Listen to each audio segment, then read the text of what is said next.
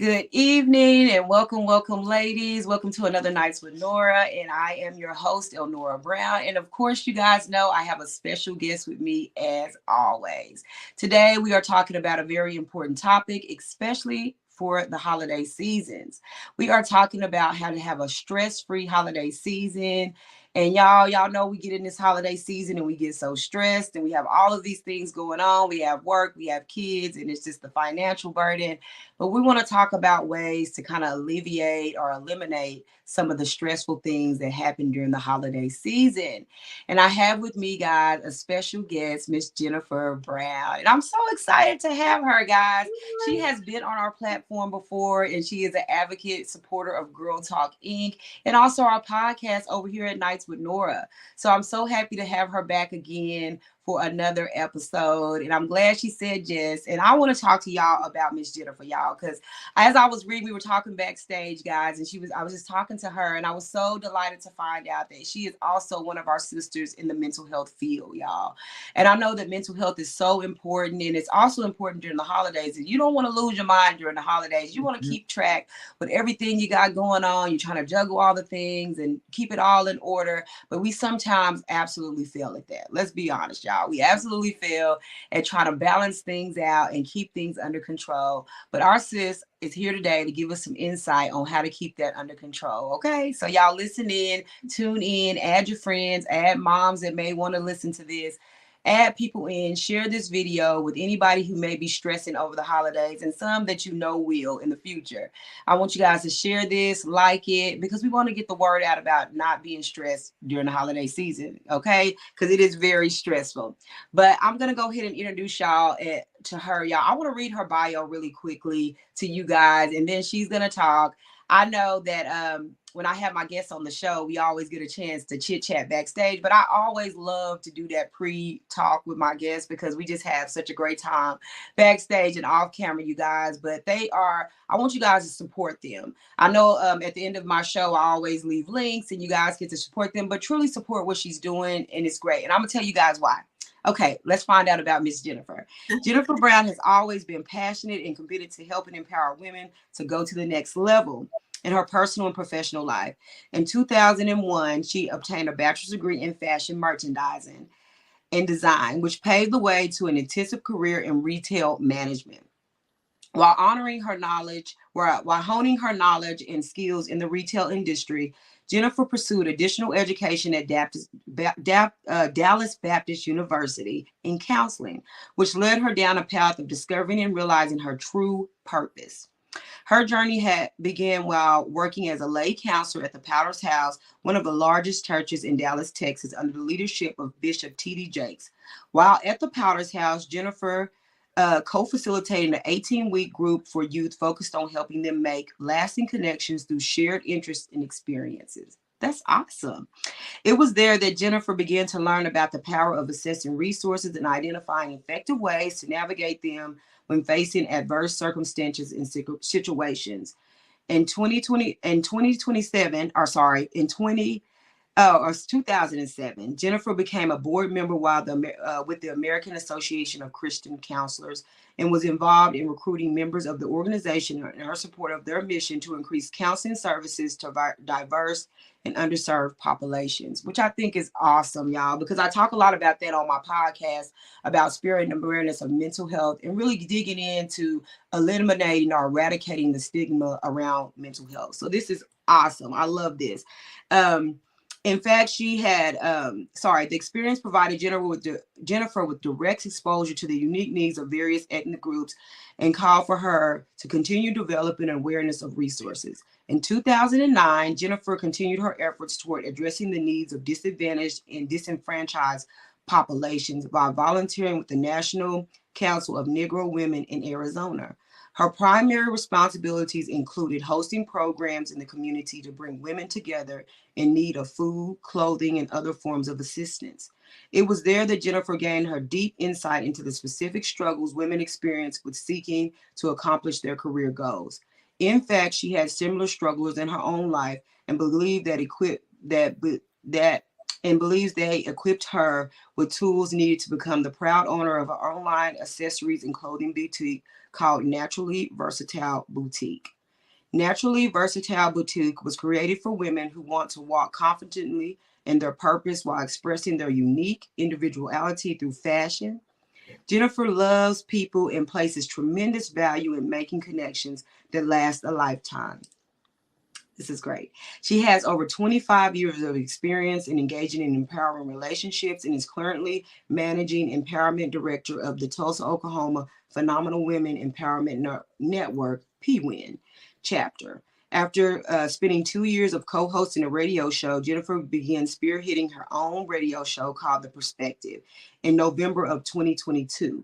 Each week, of the perspective, Jennifer discusses candidly and openly thought provoking topics that affect the community. From finances to fashion, Jennifer shares viewpoints and creates space for vital actions through her power of conversation. The perspective helps people break out of the box with a fresh new look. After years of empowering women through leadership, community speech, fashion, and service, Jennifer has now picked up the pen to empower others in a fresh new way. Through her writing, Jennifer Brown has officially penned her first book and become a published author. Yay! Her book entitled Manifesting Your Best Life was released in September of 2023. Jennifer wrote this book as a way to equip people with the spiritual tools and biblical principles necessary to see God move in their lives in big ways. Where other books on manifestation focus on how a person can magically call what they want to see focus, Jennifer's book focuses on how to trust in Jesus, allows him to manifest the blessings we believe in for. Giving credit where credit is due with a new word of blessing each day for 90 days. Manifesting your best life is a work of encouragement and light. Manifesting your best life is a journal that affirms, declares, and speaks life over all who read it. I love that. I love that. I'm so excited for that book that you wrote or the journal that you wrote. I think it's awesome. But go ahead and tell the ladies a little bit more about the book and kind of what you're doing here in the community, just in addition to what we already know about you. Oh, well, thank you so much. I was listening to my bio and I'm just thinking, wow, I know, me too. I need to narrow it down. But really, like you kind of go through the motions of life and you don't realize all the things that you've done. So I'm listening to it and I'm like, wow, like God gave me grace to do all those things. And that's like exciting, you know? Wow. But for me, as you've shared, I've done a few things within the community. Community is my heart and my passion. So however I can show up, that's how I show up. So fashion is one of the key things for me. Mental health is one of the key things for me. And bringing those two together has allowed me to not only utilize, the gifts and the talents that God has given me, it allows me to utilize it every day. And I love it. So bringing fashion, mental health, manifestation, all those things together, I get to show up every day and let people see that I'm a blessing. Let people see that things can happen and God can bless you in many ways and you can be used. So I absolutely love this season of life that I'm in. Listening to my bio, I'm just grateful that God gave me the grace to even complete many of those things. So as you shared, I just stepped into that arena of writing. I'm not like, I didn't write a novel, but, God graced me with the pen to put together a journal. I'm an avid collector of journals. And it has, it's been a therapeutic way for me to try to get through my stress, to channel out some of those things that I have going on. And so journaling has been very successful for me. And I always recommend it to people when it comes to dealing with their mental health. And over the years, I've had a number of journals that I've filled out regularly. But I would say, I wish I had a little bit of this in this journal, a little bit of that. And after years of doing that, I was like, let me just create this myself, so I can show up, and do the things or have the things that I need and the tools that I need to really, write the vision and make it plain, even if it's within that day. And that's how manifesting your best life came about. I'm going to show you because I'm excited. This is it. It Absolutely. is. It is. Yes.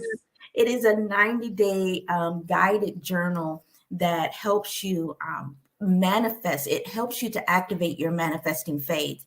And I know a lot of people, especially in the church, that word manifestation it's not used properly sometimes. So people Mm-hmm. will look at it and say, well, you're taking God out of the mix of manifesting things. And I Mm-hmm. want people to understand and see that we are manifesting every single day, whether it's good or bad. And I say, while you're manifesting, why not make it good? God has given us promises. We already know in the end that we win, but it's our responsibility to be able to receive those things that God readily has stored up for us. And so manifesting your best life, it helps you to activate that manifesting faith, get those things out onto paper, writing the vision, making it plain, and speaking it into life. Because your words are so powerful. So with that, I hope that it blesses people. We'll be starting a group after the new year to help people get through it, because sometimes people are like, well, what is manifestation? How do I do it? How do I go by it? Is it of the devil? I want to be able to Right. explain to people that it's just a word, and sometimes we have to be mindful of not taking words out of context, and knowing that what I do, God is in the center of it. So I'm not out here telling you to, manifest a man and, he's already in a relationship and you trying to manifest a man that's married. I'm not going to be telling you no craziness like that, because Right. some people actually do that. Some people actually show up and say, oh, I believe that's my husband, but that man is married. And you're getting up every day writing, saying, oh, he's going to be my husband. Those types of things are out of the water, off the wall, out of line. So Yeah. I don't talk about manifestation in that way. I talk about it in the sense of really tapping into the promises that God has stored up for you. And when we use our words, when we trust, when we believe, we know that it's going to come about. Absolutely. Wow. That's so great. I think a lot of people will benefit from that journal. I think they will, because manifestation is very real. The saying the It things and is. affirmations too, Mhm. and I do that a lot myself. Like I start speaking things into existence. I think it's just an elevated level of faith that people have when you really believe something and you start to speak it out loud. Mhm. And I know it talks about that in Habakkuk, write the vision down and make it plain. Mhm. And I do that. Like all my thoughts and my affirmations and my manifestations, I write them down. I put them in before me every day so I can see them and kind of like meditate on what I want to be. But when you start to get your mind geared toward what you want to see, you'll begin Mhm. to take steps and actions into that thing. So I think that that's great. And so I want you ladies to go support that. Y'all need to support the book. If you're looking for things that are going to help you in the new year, it's a new fresh start. We're going into a new brand year. This is an opportunity for you to start fresh. Start to think and renew your mind. And as you're planning your goals and you're writing things down, I think this will be a perfect journal to come alongside you as a tool to help you create some of those thought processes that you need in order to set those big goals and break down those goals and be able to accomplish some things in this new year coming up in 2024. So perfect timing for your journal to come out right now, and for people to get Absolutely. that are getting ready, for new goals, new year, and all those things.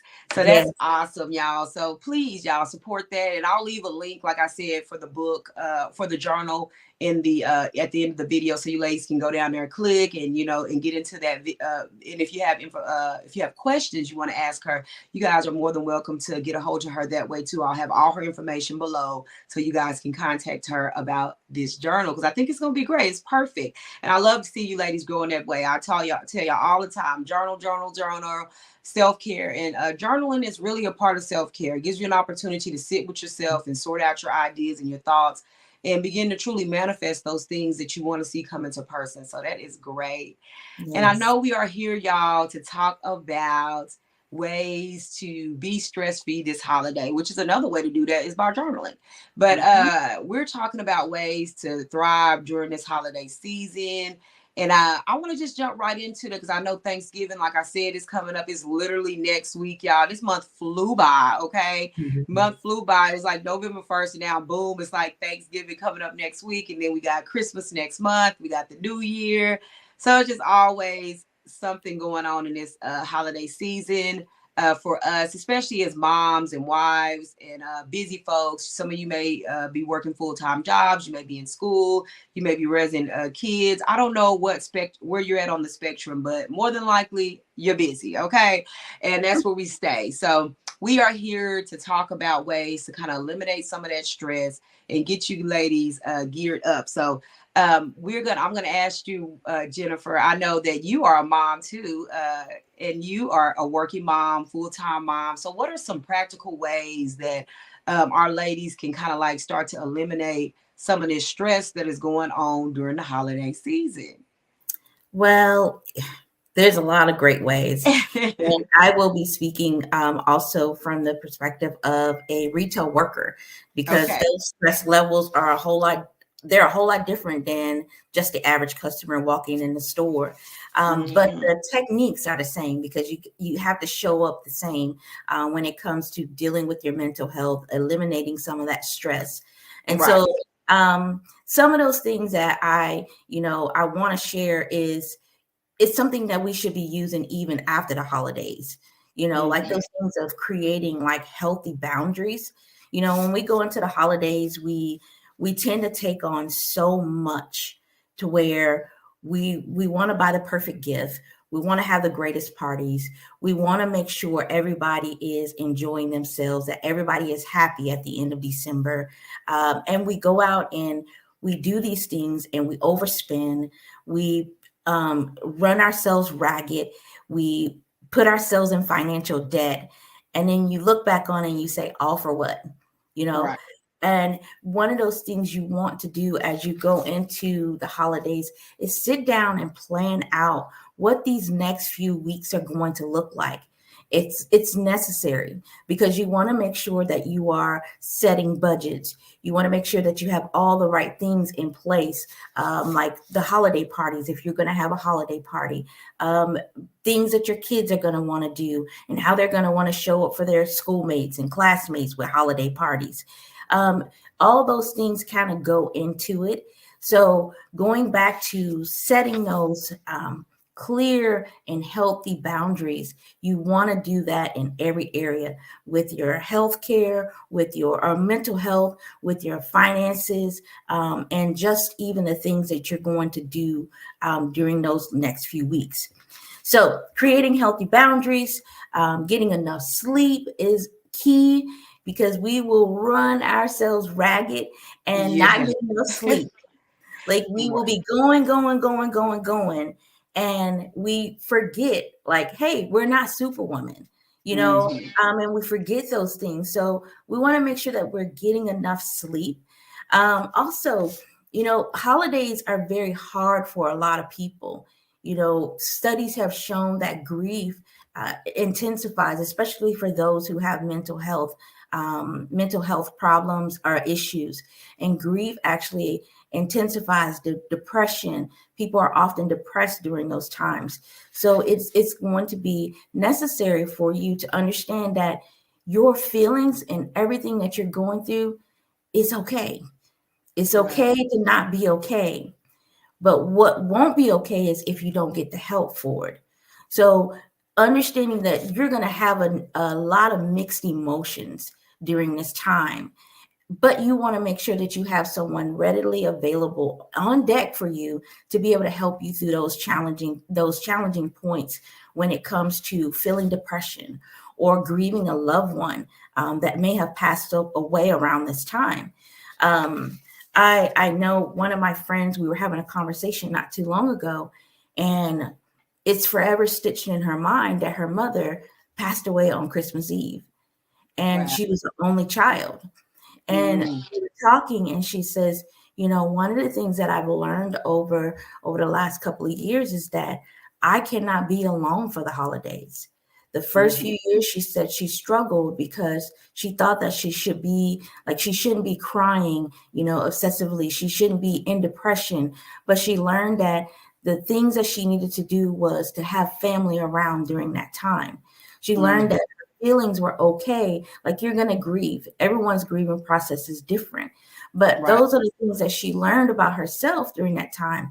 So approaching this holiday, she says, you know what? I can't be alone. I need my family around. And she has her therapist that she has on call for if there's anything that she needs, because she knew over the last few years where the place that it took her with her emotions. And so Wow. she makes sure that she has, that counselor readily available. Um, Mm. I like that. Also, it's, we talk about, I know you do a great job in talking about, mental health and, the stigma that's around it. I'm Hmm. a big advocate for it, and you'll hear me talk about it a lot because that is how I get through my days. I have a t-shirt that says, I talk to Jesus and I have a therapist. Yes. And that is true. And for the holidays, I think the main thing that I will focus on is, making sure that you are okay, you know, Hmm. making sure that you're okay. So Absolutely. going back to setting those clear boundaries, getting enough sleep, remembering that the holidays, you're going to have a lot of mixed emotions, and that's okay. But Hmm. having those planned in place to help you get through it is going to be key. So if you guys are needing some, if you're needing some pep talk, if you're needing some girl talk, if you're needing someone to just, walk you through, what you're feeling, call Nora. Right, absolutely.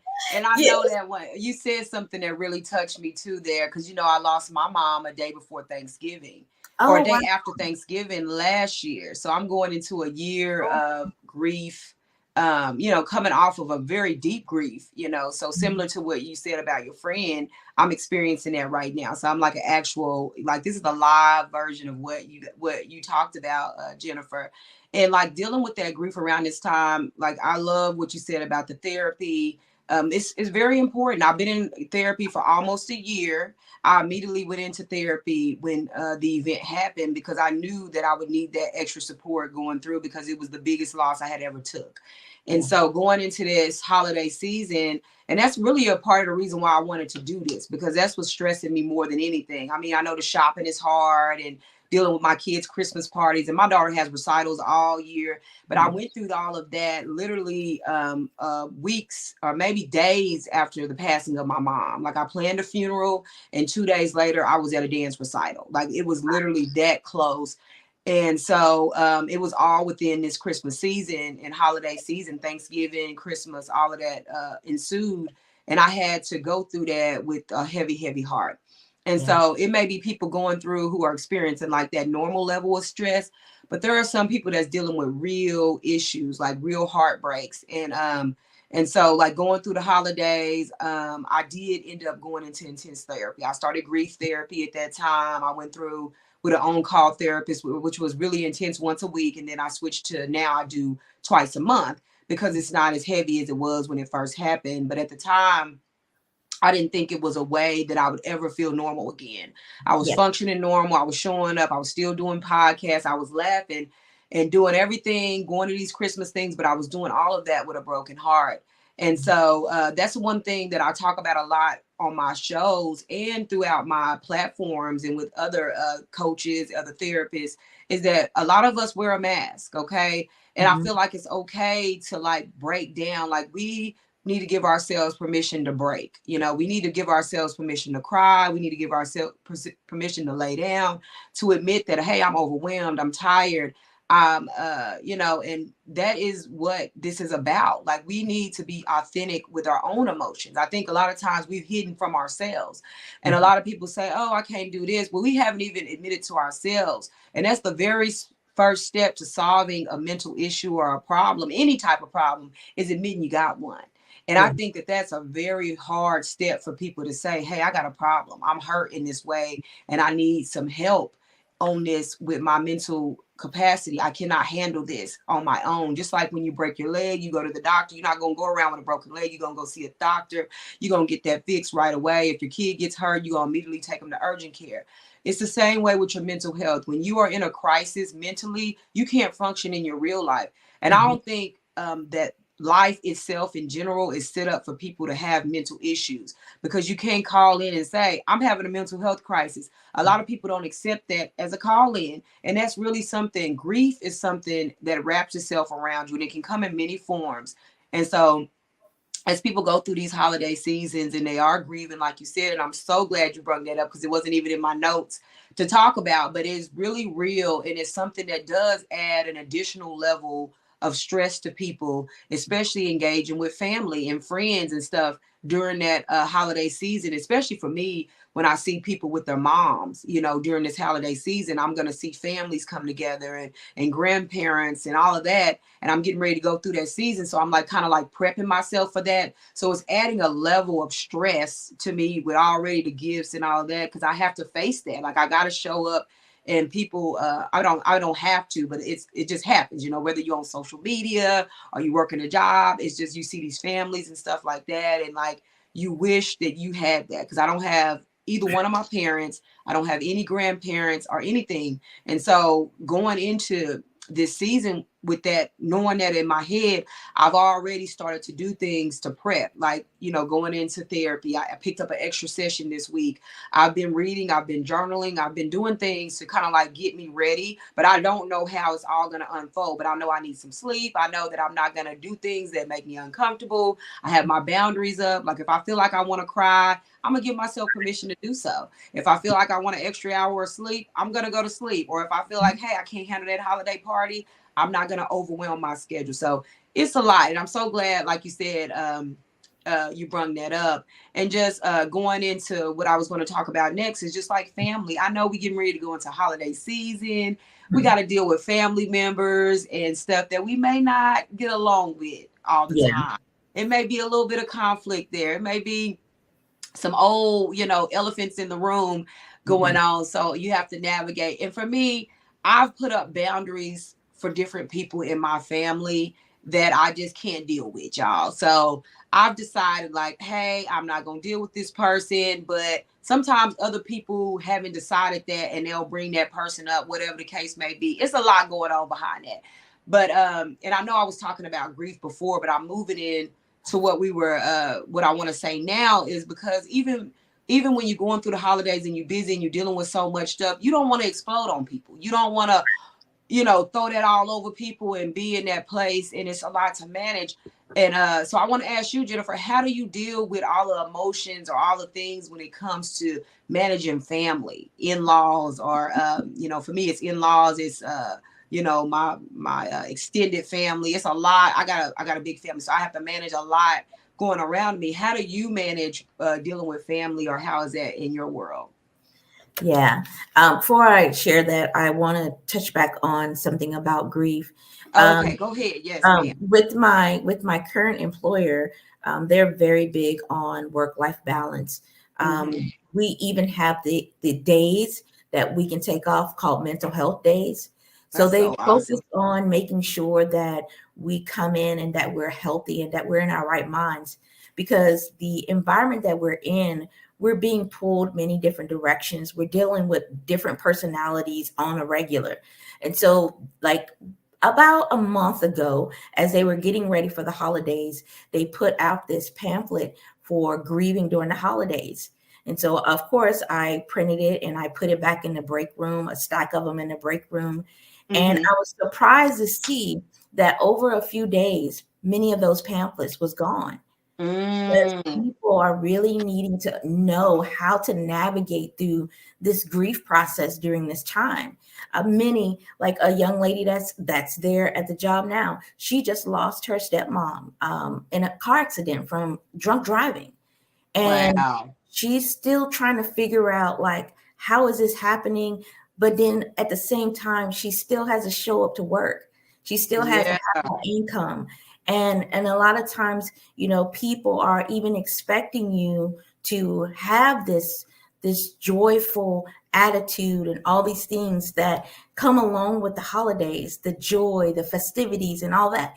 But you really are, like you said, you're hurting inside. And Yeah, some people don't absolutely. know how to navigate through that. So it Mm-hmm. goes back to, know me saying that, it's going to be key that you have someone readily available to help you get through that. When it comes to family, that goes back to it too, because a lot of traumas can arise, especially if you're coming around family members that have done something to you in Mm-hmm. the past. And I don't even like to say the word, but inappropriate things. Yeah. It becomes hard to be in the same room with those people. That's where the healing has to happen for you, because it just may be unavoidable. You may Yeah. see that person, but for you, you want to be healed inside and know that, hey, what happened, you've gotten over it, not gotten over it, but you've healed from it. And it's necessary to, going back to setting up those boundaries. If you know you can't be in the room with that person, just nicely decline and say, you know what, I would love to be at this family function, but I can't. Yeah. I can't. I'm not ready. Yeah. And something that can happen is you can have a separate event without that person being present. There's a Right. number of ways that you can approach it, versus isolating yourself completely from the rest of your family because of Right. one person or two people. It's going to be key that you continue your normal routine, because like my family, we show up for Sunday dinners, you know, but during the holidays, other people are more family members are coming around, family members from out of state, family members from other parts of the city. They're coming in to gather for that festive time. And you may not have encountered this person over the last few months, but this 1 month, this person is here, and it can disrupt all the things that you've been, working on. And so that's Absolutely. where you have to say, you know what, I have to nicely decline this event. Right. I cannot show up for it. And it goes back to you being honest with yourself. Where are you in the process of healing?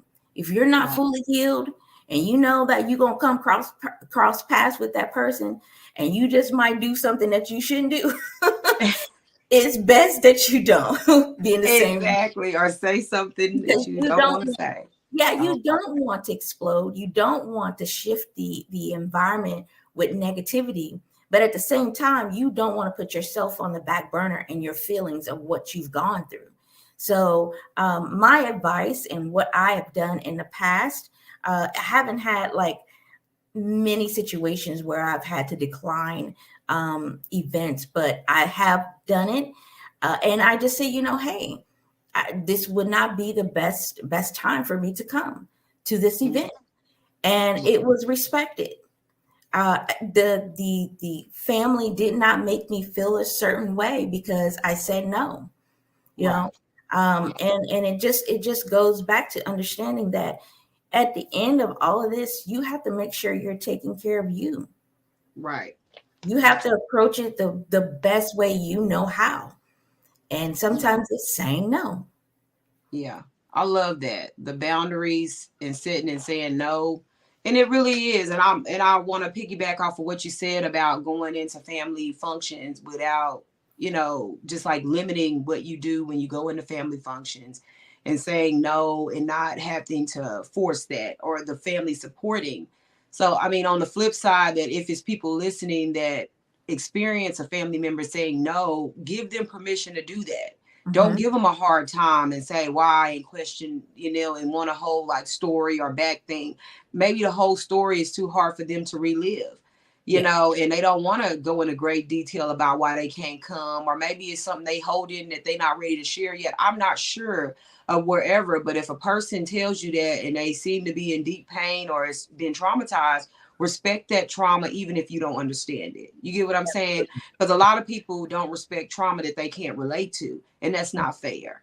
Okay, if a person says they experienced something, you have to validate that for them and move on, and just accept that decline. And I think too with parents that are of adult children, who are establishing homes and families, respect their no's. They may be with the other side, they may be in a place where, because I know I have a lot of women that are in my group that do have adult children, and they may be, in college or doing their own thing this year. Go ahead and respect that child and allow them to develop on their own and create their own traditions and live the life that they choose to live. If they decline, it's not personal attack. It's not saying they don't love mama, they don't love daddy, or they don't want to see you. Maybe they just want to start traditions of their own and Yeah. figure that out. So it's just a lot that goes into it. It may not be any beef.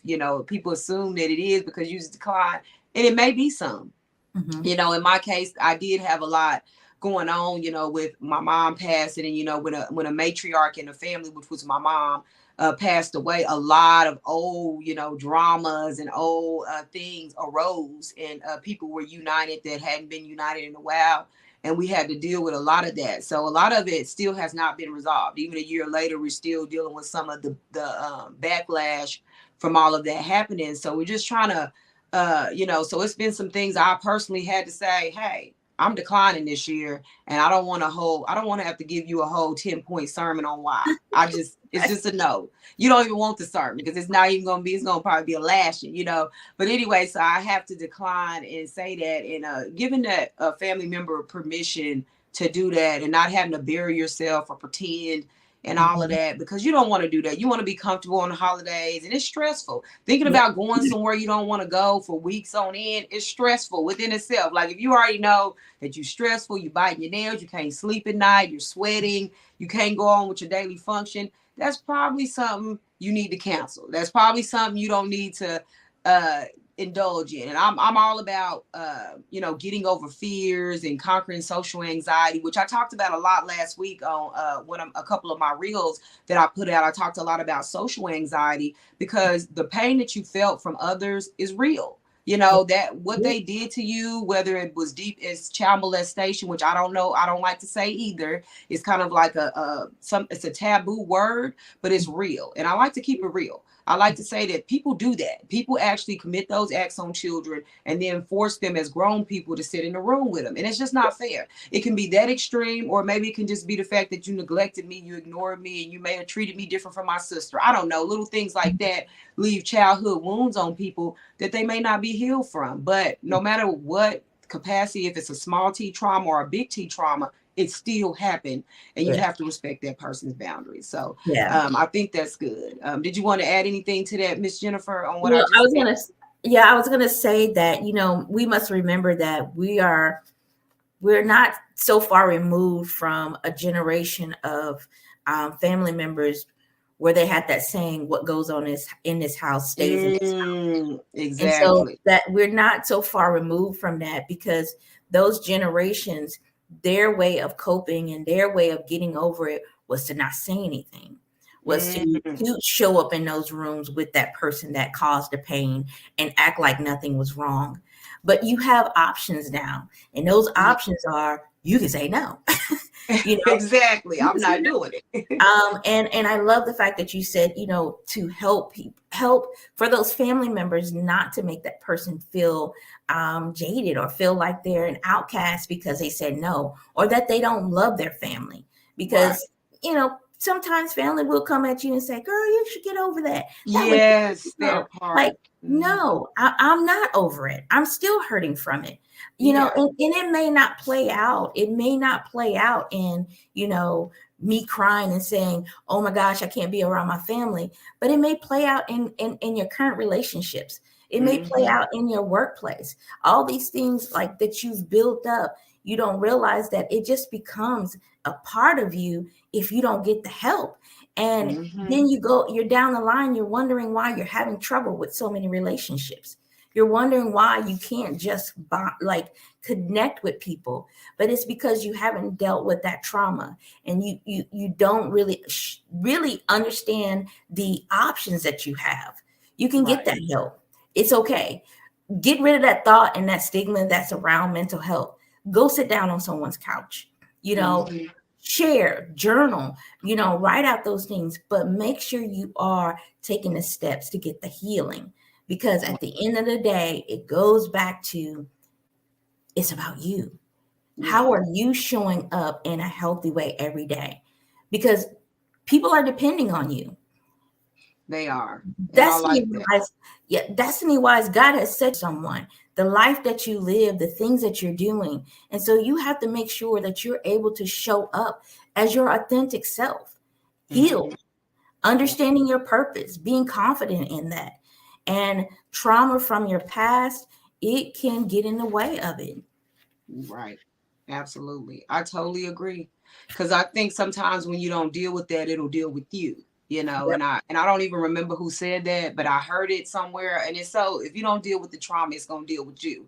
And it'll Hmm. come out in so many ways, you know, whether it be addictions or addictive behaviors. Because sometimes people think addiction, they automatically think drugs, but it's not No, always drugs. It may be not. addictions to food. It may be addiction to overspending, addictions to, you know, I don't know, pornography. It could come out in so many ways. We get into these addictive behaviors and we don't know where it's stemming from or where it's coming from. Well, it's more than likely it's trauma. A lot of Hmm. things that you don't consider trauma that was normal in your house is not normal for your psyche.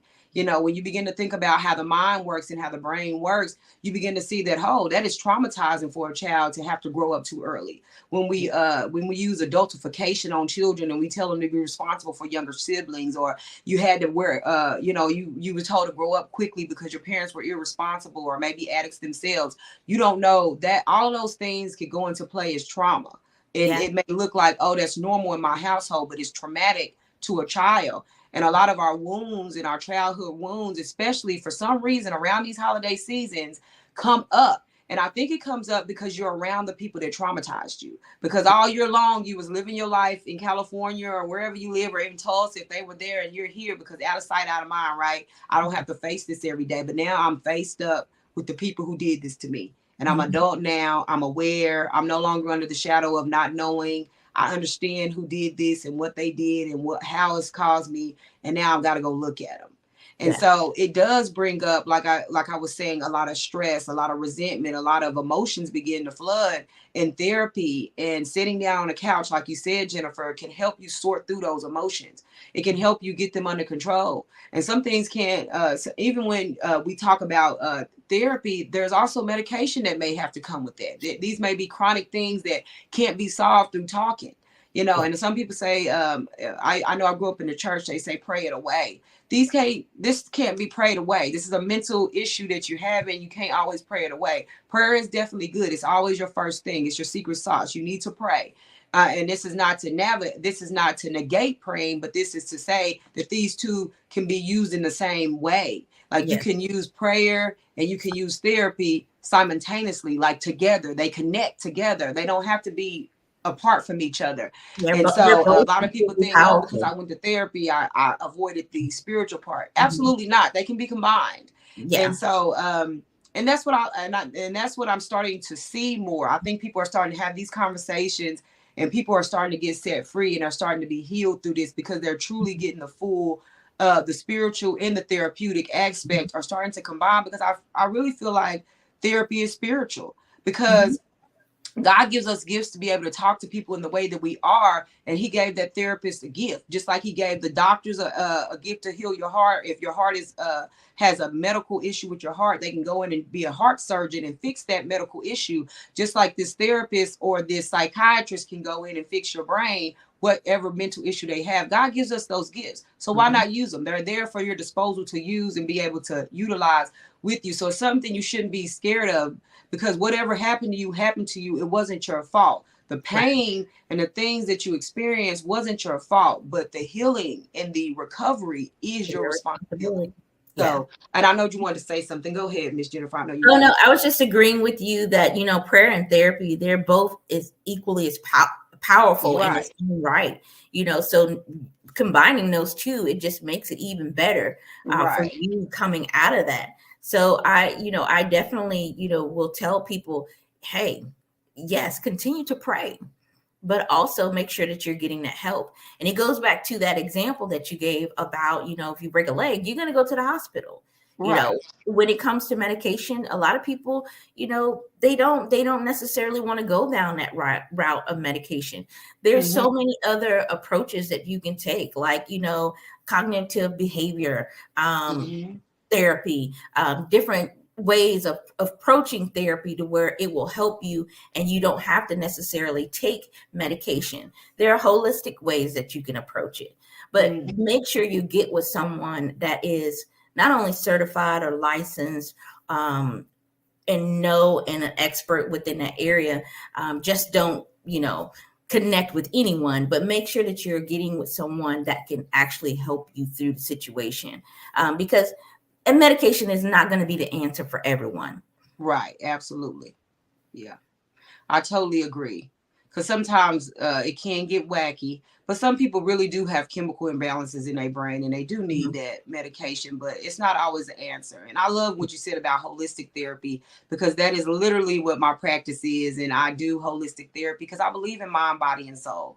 And I Yeah. think it just combines all the elements of being a spiritual person along with your mental health and all of those together, because I feel like if your mind is out of whack or your spiritual aspect is out of whack, you got to have all of them. That mind, body, and soul all comes together in one. And if one piece of it is broken, then I feel like there's going to be always a check engine light on, right? We're going to always have Mhm. that thing going where it's like, oh, check engine light, something is off. Yeah, my tires are not flat, but maybe something else in my car is wrong. And I don't know all those things about cars. I don't even know why I use the car example, but you know what I mean? If something is broken, the check engine light comes on. I don't know about a car, but I know when that thing is blinking, something is going on with my vehicle and I need to take it in for an inspection. And Mhm. so when my soul is out of pocket or my mental health or my spiritual health is out of pocket, I know that I need to go in and get myself checked in. And Mhm. so I always think about the whole person, like every aspect of the person and what they encompass. And to have, and I understand that you're not always going to have a joyful life. You're going to go through seasons where life is hard, but doesn't mean that you have to go into a deep depression because life is hard. You know what I'm saying? And that's what I think. A lot of people think that every day is going to be roses, and if it's not roses, then I'm having a bad life. That is just not true. And it's going to be some things that come in the holiday season that are going to be upsetting. It's going to be bad, but doesn't mean you're having a bad holiday season. It just means it was a bad day. It's not a one big all encompassed thing of one event happens and then this whole holiday is just going, it's just going up in smoke. That's just Mhm. not the case. You got to be able to recover and recover quickly. You know what I'm saying? And think yourself positive. Like you said, begin to manifest that, hey, I'm going to have a good holiday season. Right now, write that down on your boards, write it on your mirror that this is going to be the best holiday season that I've had. Mhm. Yeah. 20 holiday season will be the best holiday season that I've had thus far. And begin to start manifesting that and begin to start saying to yourself, I want to have a good holiday season. And then talk about goals on what do I need to do to see that happen? What do I need to do to see this become one of the best holiday seasons that I've had? And those Mhm. things begin to come into place. I think that's great. I think that you will start to see that it's all within you. You have the power. You can take your power back. Like people don't control what happens in your life. You control it. You go where you go. You do the things that make you have a better day. It's not something that you have to be forced into. And I think that's what the boundaries do. They come into play when you set those boundaries. Are within the things that you want to see happen. And did you Yes. want to add anything to that, Miss Jennifer? Absolutely. I agree 100. It is, it is our responsibility. So like I said, it just goes back to, you. We tend to think some of the myths that's around holidays is we tend to think that we got to show up for everybody else.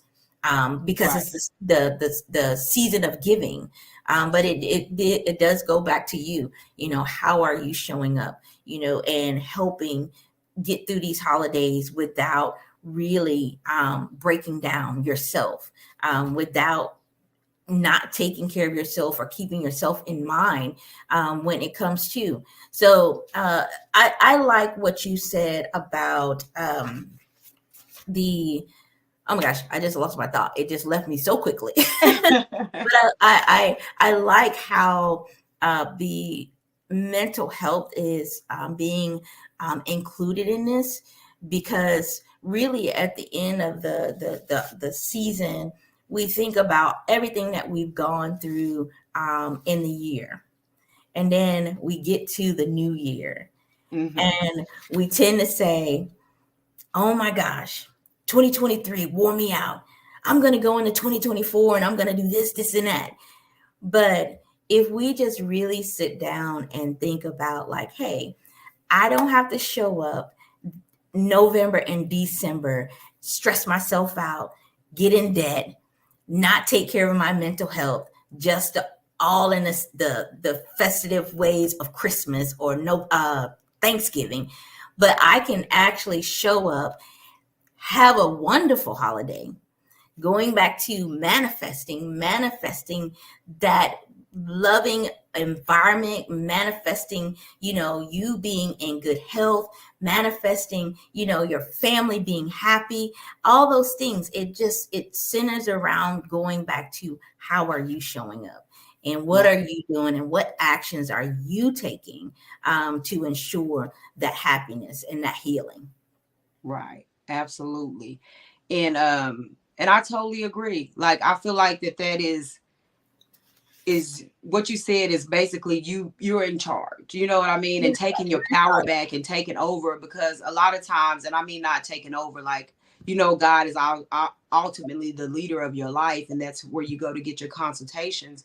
But when you take your power back, I mean, you set the boundaries, you set the standard for what kind of day you're going to have. And this can go to any time, not just during holiday season.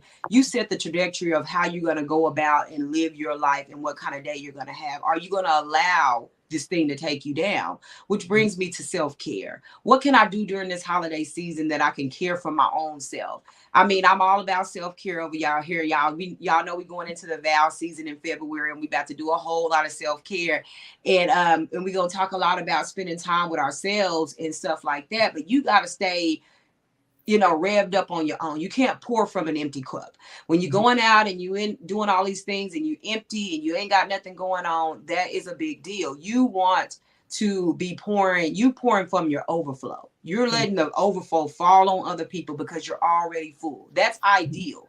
But I know that us as women, we're pouring out an empty cup. Some of us are down to dry bones. We're at the end of that coffee cup and we pouring out, we making up stuff that ain't even, like, you literally going off of fumes.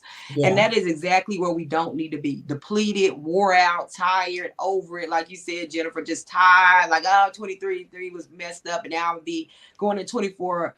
All of a sudden, day one, January 1st, I'm going to bust out and get all, and everybody going to be smelling. No, ma'am.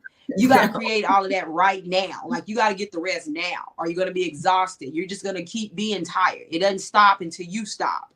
Like, you literally got to get off the hamster wheel. You got to get off the hamster wheel. You got to go get the massage. You got to go take the vacation. You got to schedule the days off. You got to go get your hair done. You got to go read the journal. You have to do the work. Okay. And I know we're getting ready to wrap up, you guys, but just tell me, Jennifer, what do you feel like, what are some of the things that you do during the holiday for yourself that is self-care to kind of like keep you full or keep pouring into yourself during the holidays? Well, some of the things that I've done that has worked for me is, one, I don't change up my routine so much. So I continue to exercise. I continue to have those moments where, I am thinking of my mind, health, and body. So I make sure I continue to exercise. Don't get away from that. Whether it's, just running in place for about 5 minutes, do something to activate your body, and don't get out of that routine. But I also practice meditation. I sit in a quiet place and I just kind of reflect. And I think on those things, like, hey, I need this peace. I need this peaceful time to just release. And meditation and prayer, it's intertwined. But taking that time to just sit and be with yourself. Some people, of course, they like to do, those things of going out and getting their nails done and the spa treatments. All those things are necessary. All of them are necessary. But I just say, as you're going into the holidays, plan that in. As you're planning for the holidays, don't get too far away from your daily routine.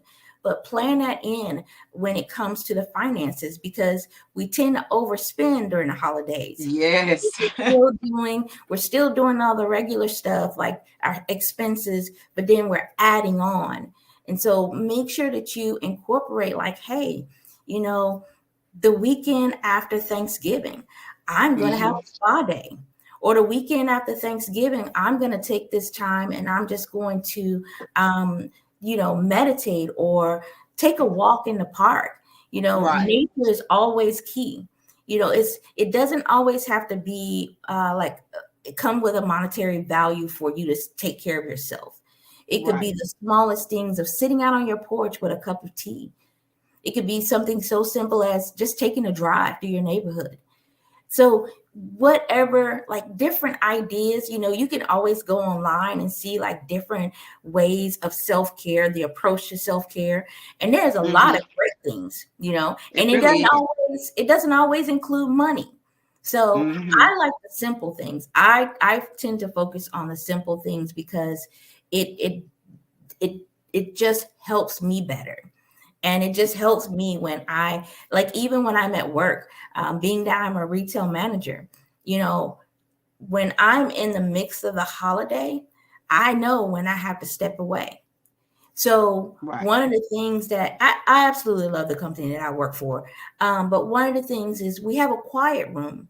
So during the holidays, the associates or the managers, they can go back to that quiet room and just sit.